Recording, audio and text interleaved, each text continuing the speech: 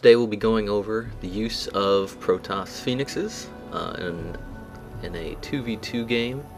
Probably not the best place to do it. I usually like to do it in 1v1, but this is the only video I have left over from the beta. In this case I'm going to be using Pheonixes and Zealots. The Terran player that's my partner is going to be pumping out the usual Terran complement and making some Banshees. Most of this movie has been edited for size. Usual startup for Protoss applies, so 8 probes, 1 pylon. So I got a probe pylon building right now.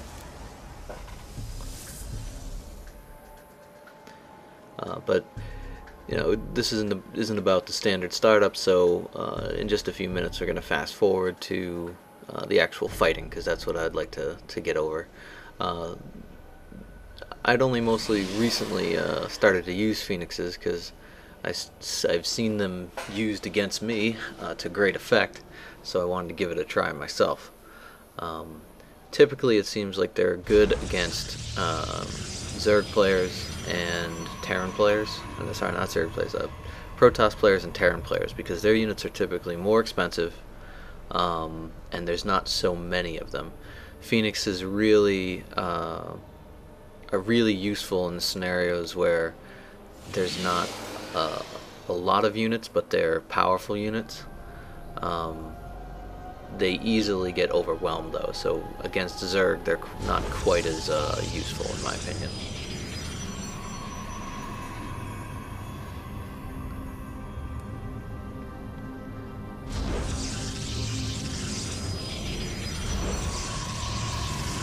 The reason for Pheonixes, Pheonixes are so interesting and so useful is that they have this ability called the graviton beam, which will allow them to pick up a unit, in this case some SCVs, and any unit that's floating in the air can be shot down by the other Pheonixes. So even though they don't have a direct ground damage attack, they are very helpful in that they can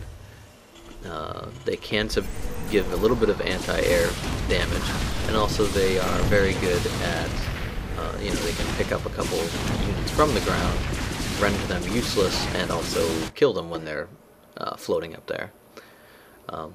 This I wanted to put in just to discuss the difference between attack move and general move.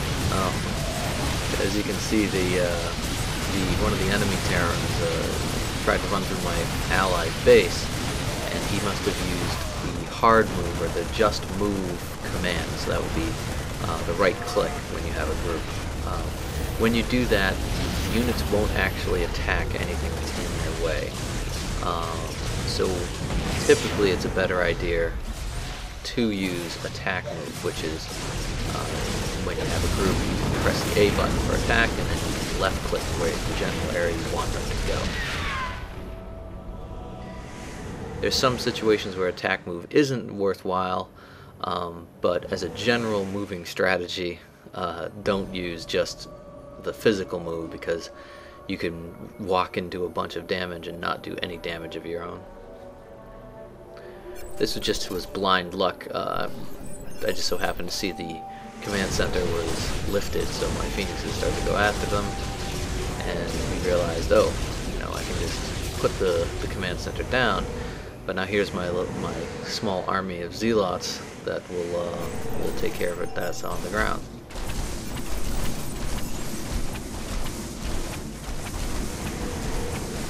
Now, Zealots are very powerful, and I should have gotten the tech upgrade for their running speed.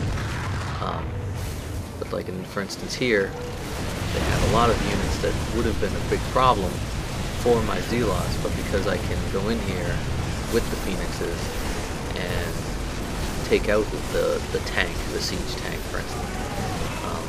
A couple Marines aren't going to kill that gigantic mass of Zealots, even though, yes, they did take quite a few casualties, but that's okay.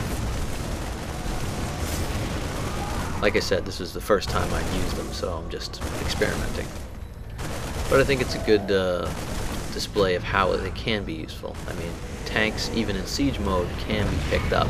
And that's a huge bonus as Protoss, because those tanks will really crush you, you know, really mess up your Stalkers, your Zealots, everything.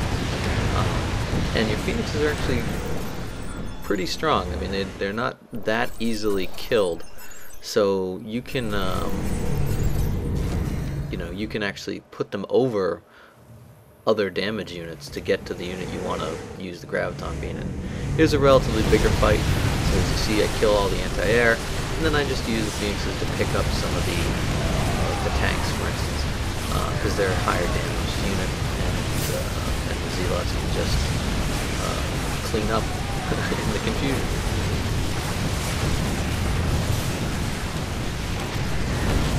Another interesting thing to note is that the Phoenixes are a relatively cheap fighter with a relatively short build. Those warp prisms, for instance, are expensive and have a much longer build. So when you lose one, it's a big loss. Whereas Phoenixes, it's not really that big of a loss. They don't cost a lot of gas, they don't cost a lot of minerals, and they can really change the game.